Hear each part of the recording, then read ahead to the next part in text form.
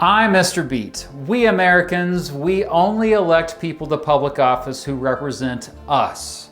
You know, working class Americans who truly represent the will of the people, who know what it's like to live paycheck to paycheck, who aren't out of touch with what we're going through. I'm kidding. Yeah, the majority of those in Congress are, in fact, millionaires. The median net worth for all members of Congress is just over $1 million. Now, don't forget that they do get an annual salary. Currently, that's $174,000 a year. But I'm talking assets, man. They tend to have lots of assets. You know, stuff that has value and could be easily converted to cash if needed. How about American presidents? Well, first of all, the current annual presidential salary is $400,000 with an additional $50,000. I know, measly $50,000 for an expense account each year. But let's give it up to President Donald Trump.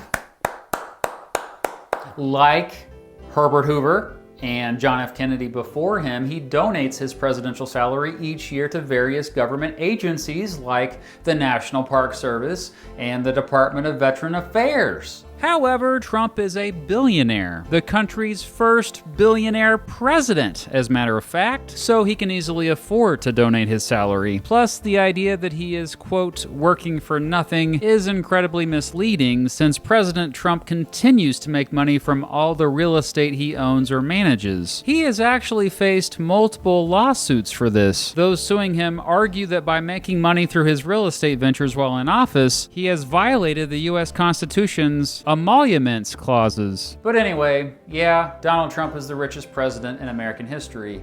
But looking into this, I got curious. So here is how rich every president was throughout American history, from poorest to richest. Now that said, we are going to look at peak wealth for the sake of this video. There were several presidents who had debts when they died, so they literally had a negative net worth. Oh, and one more thing. The main source for this information is from a report from 24/7 Wall Street. I've linked it in the description of this video. Harry Truman. Yep, by most accounts, he was our poorest president. He had lots of odd jobs as a young adult, spent time in railroad construction and working on his family farm, and had a failed hat shop. He only was able to enter politics due to his connections he made through his military service. Him not having much wealth led to Congress literally doubling the presidential salary to $100,000 while he was in office in 1949. However, he famously continued to struggle financially after he left the presidency. This was also why Congress created the presidential pension in 1958, and in 1966, Truman and his wife, Bess, got the first Medicare cards after the government program began. Calvin Coolidge. Before entering politics for 20 years, he had a fairly modest career as a lawyer. After he left the presidency, he got some money from his memoir and columns in all kinds of magazines, but that's basically it. Woodrow Wilson. Sure, he was the only president to have a PhD, but he never made much money. Before entering state politics, he did make a comfortable living as a professor at Princeton, and then he did rather well after he worked his way up to president of Princeton. Chester Arthur. Hey Chester, congratulations on being the 41st richest president in American history! Or, put another way, 4th poorest. Yeah, his first career was as a teacher. He later was a principal and lawyer. James Garfield. Yep, Garfield was also a teacher, teaching Greek and Latin at Western Reserve Eclectic Institute. He also was a minister. Yep, it seemed Garfield did not care about making money. Ulysses Grant. Sure, he was a hero of the Civil War and a military genius, but struggled to earn wealth outside of the military and politics. Many forget he also fought in the Mexican-American War. After he left the Army in 1854, he failed at both farming and real estate, only beginning to earn money when his dad gave him work in leather goods. After he left the presidency, he had a series of failed investments that left him bankrupt, and he literally put together a memoir while he was dying so that debt wouldn't go to his wife and kids. Andrew Johnson. Throughout his political career, he constantly complained about plantation wealth in the South. He also definitely grew up poor and with little formal education, not learning how to read or write until he was 17 years old. However, he did make a comfortable living as a tailor before entering into politics. Abraham Lincoln. Sure, he's our most beloved president today, but he's also the 8th poorest in history. He actually had a similar upbringing to Andrew Johnson, who was his vice president who took over after Lincoln was assassinated. But yeah, Lincoln was also poor growing up and made money in his 20s doing manual labor, like literally splitting wood all day. After that, he did all kinds of work, including being a postmaster and owning a general store. Only after he was elected to the Illinois state legislature did he decide to become a lawyer.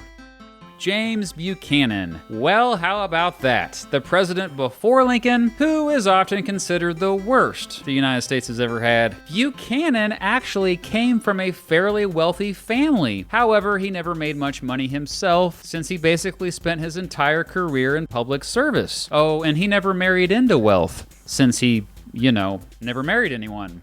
William McKinley. McKinley also didn't gain much wealth over his life since he spent his entire career in public service. It also didn't help that he never got any big inheritance. Oh, and while he was governor of Ohio, he went bankrupt during the Panic of 1893.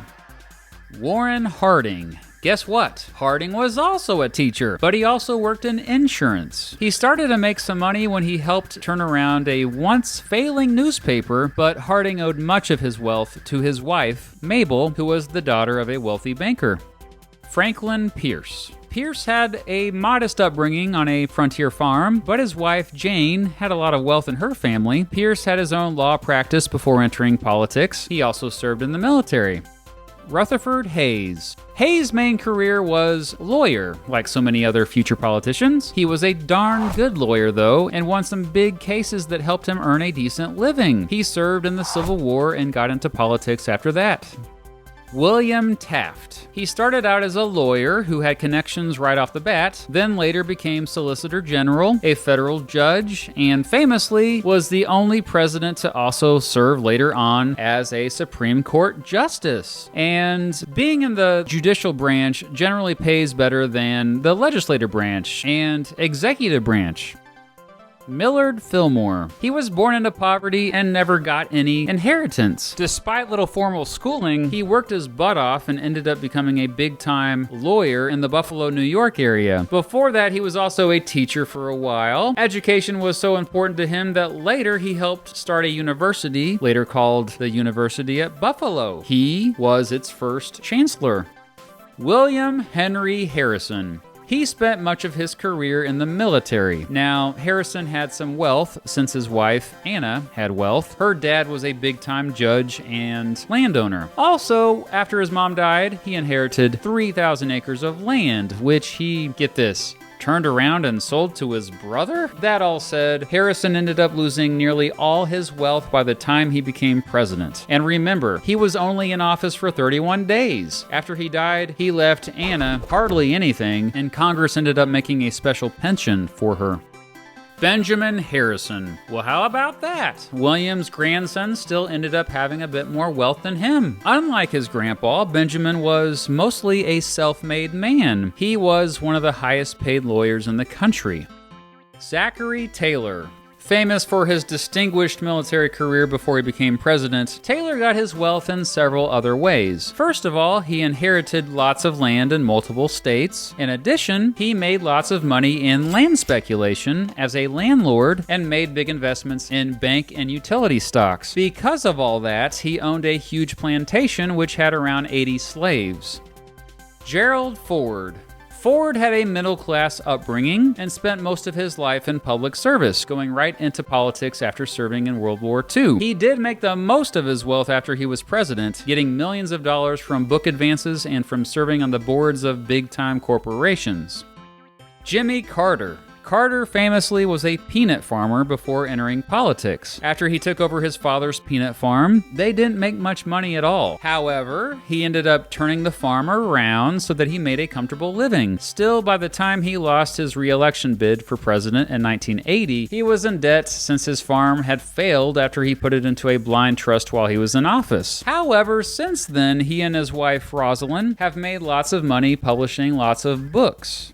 Dwight Eisenhower, another career military man and famously a World War II hero, Eisenhower also had a modest upbringing and inherited no wealth. However, he did get some added family wealth after marrying his wife, Mamie. Of course, Eisenhower was always smart with his investments, which is why he and Mamie retired comfortably after he left the presidency. John F. Kennedy. Opposite of Eisenhower, yes, Kennedy was born into lots of wealth and always had lots of connections. Kennedy's dad was one of the richest men in the country, as a matter of fact. Also, by the time Kennedy married Jackie, she had lots of oil money in her family. No, not oily money. That'd be gross. Money from the oil industry. So while JFK went straight from the military to politics, he could easily afford to. Almost all of his wealth came from a trust shared with other family members. James Polk, another president literally born in a log cabin, but don't be fooled. His dad was a wealthy plantation owner and land speculator. Polk's wife, Sarah, also had a wealthy family. So yeah, even though Polk was only briefly a lawyer before entering politics, he had lots of assets, including a 920-acre plantation and 25 slaves. Ronald Reagan. Well, many forget this, but Reagan was a movie and TV star before entering politics. Before that, he was in radio. He was also paid well as a GE spokesperson. Later, he also made lots of money from books. Now, this one surprised me. Richard Nixon. He grew up in relative poverty, didn't inherit much, and worked as a public servant most of his life. After resigning from the presidency, he had financial struggles. However, later on, he made money from a series of interviews with David Frost and from a bunch of books. Eventually, he was able to build up his wealth due to a bunch of smart real estate investments. John Adams. Sure, Adams got an inheritance, but his wife Abigail also had a lot of family wealth. Because of this, they were set. Also, Adams had a very successful law practice. John Quincy Adams. John's son did even better than his dad. Of course, he got most of his dad's land, but additionally, his wife, the terrific Louisa, was the daughter of a wealthy merchant. So, yep, he was a career public servant because he just watched those assets become more and more valuable. George H.W. Bush. Bush Sr. was also born into wealth, and he just built upon it as an adult with all the connections he had. He made lots of money running an offshore oil drilling company and also had lots of real estate investments. Grover Cleveland. He had a relatively modest upbringing and built up his wealth as an adult. His wife, Frances, was the daughter of a wealthy lawyer. But this is a strange one, though. From what I could gather, Cleveland got wealthy by just being ridiculously smart with where he put his money. He married late, only after he was president, and invested heavily in real estate. Martin Van Buren. Van Buren also had a relatively modest upbringing and built up his wealth through his law practice, and he also invested in real estate. Are you starting to notice a pattern here? James Monroe. He was born into wealth, and his wife, Elizabeth, was too. At one point, they had 250 slaves on a 3,500-acre plantation, yet he still somehow ended up in debt, having to sell the plantation. George W. Bush. Like John Quincy Adams, Bush Jr. has ended up building up even more wealth than his dad, George H.W. Bush, and it's all because of his painting career. Just kidding, although he has made money from those paintings. Before his political career, George W. Bush also made millions in the oil industry and owned a freaking professional baseball team, for crying out loud, the Texas Rangers. After leaving the presidency, he has also made tens of millions thanks to speaking fees and book deals. Barack Obama. Before Obama entered politics, he had various careers, including being a lawyer, community organizer, and even teacher. Most of his wealth has come since he left the presidency 3.5 years ago. He gets paid hundreds of thousands of dollars each year for speeches alone. He also has sold millions of books and launched a production company with his wife, Michelle.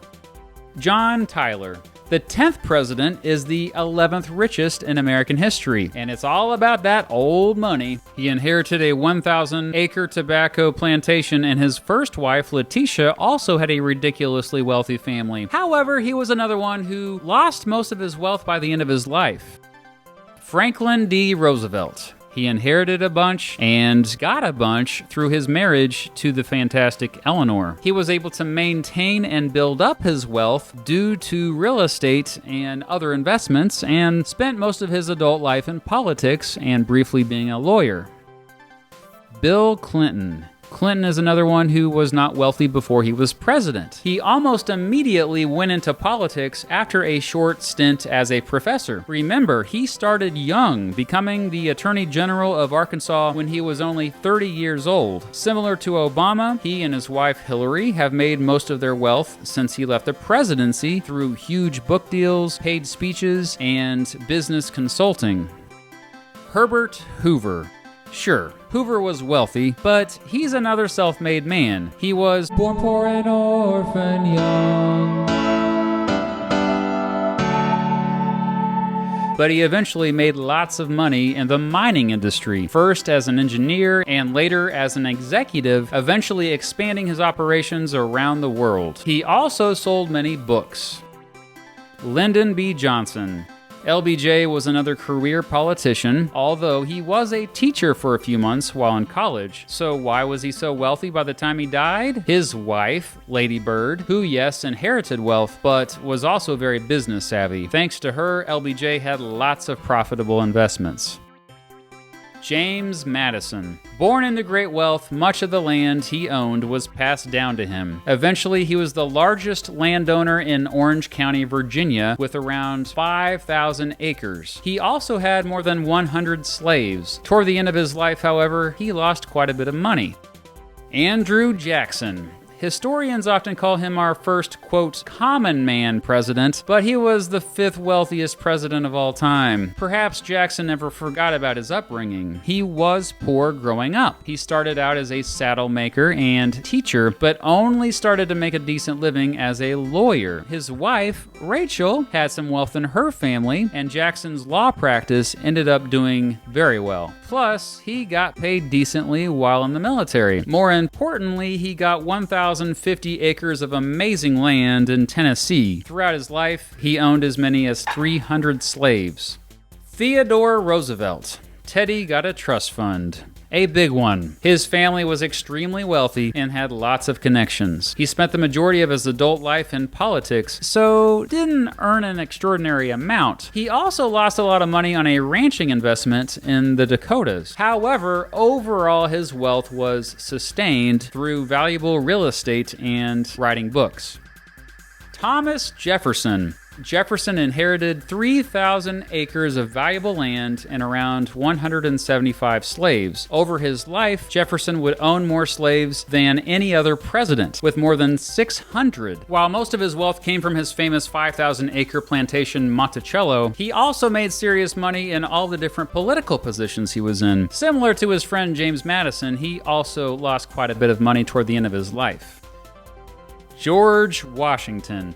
By now, this story is all too familiar. Property. Lots of property. Sadly, human property. My favorite president also, unfortunately, had over 300 slaves. His plantation, Mount Vernon, was made up of 5 separate farms on more than 8,000 acres of some of the richest farmland in Virginia. His wealth also had help from his wife, Martha, who inherited lots of property after her first husband died. Even as president, he made a higher salary than all other presidents presidents when adjusted for inflation. I mean, he was a pretty good president. And as I said at the beginning of the video, the richest president in American history is Donald Trump. As most of you already know, he inherited lots of real estate wealth, and he has grown his real estate empire over the years, mostly due to the marketing of his image. While it's assumed he is our first billionaire president, no one really knows his actual net worth since the Trump Organization is privately held. Forbes magazine estimates it to be around $2.1 billion.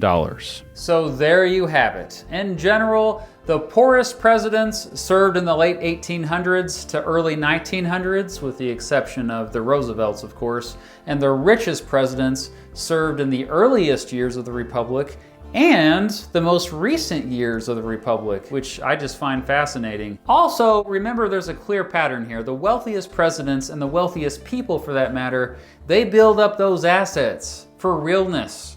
But what do you think? Does wealth even matter when we talk about presidents, now that I've made an entire video about it? Is it inevitable that most people who end up in public office also happen to be wealthy? Or, put more bluntly, is the only way to get into Congress or to become president to first have a lot of wealth? Let me know in the comments below. Thanks for watching.